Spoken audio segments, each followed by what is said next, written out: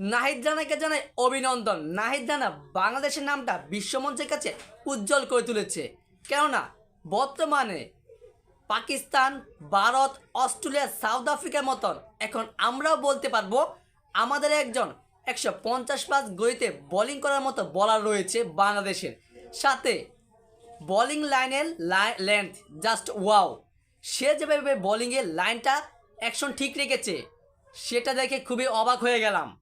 150+ গতি দিচ্ছে অস্ট্রেলিয়ার বিপক্ষে। এই নাহিদ রানা অস্ট্রেলিয়ার বিপক্ষে দ্বিতীয় টেস্টে বাংলাদেশ ক্রিকেটকে অনেক কিছু দিয়ে ফেলেছে অলরেডি।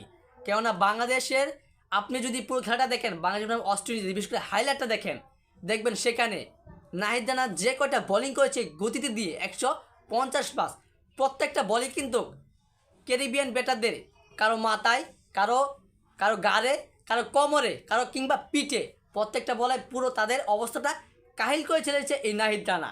নাহিদ রানাকে এই জন্য তো জানালাম অভিনন্দন। আর এখন আমরাও বলতে পারবো যে আমাদের 150+ গতিতে বোলিং করার মতো একজন বলার রয়েছে নাহিদ রানা, বাংলাদেশের নাম। সাথে লেখা থাকবে বাংলাদেশের পতাকাটা লেখা থাকবে সুন্দরভাবে। একটা বাংলাদেশের নামটা সে উজ্জ্বল করে ফেলেছে। কেননা এই প্রথমেই বাংলাদেশের কোনো পেসার 150+ গতিতে বোলিং করছে। নাহিদ রানা টেস্টে তার অভিষেক ম্যাচেও দুর্দান্ত বোলিং করেছে, ওয়ানডেতে অভিষেক ম্যাচে দুর্দান্ত করেছে এবং এবার টেস্টে অস্ট্রেলিয়ার বিপক্ষে সে দুর্দান্ত খেলেছে।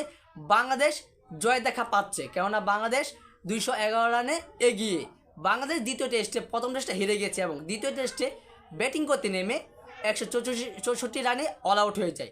আর অস্ট্রেলিয়া যখন তাদের প্রথম ইনিংসের জন্য ব্যাটিং করতে নেমে তখন বাংলাদেশের বোলিং টুপে তারা 146 রানে অল আউট হয়ে যায় এবং বাংলাদেশ দ্বিতীয় ইনিংসে ব্যাট করতে নেমে তারা 165 রানে 5 উইকেট হারিয়ে এই মুহূর্তে 211 রানে লিড নিয়ে যাচ্ছে।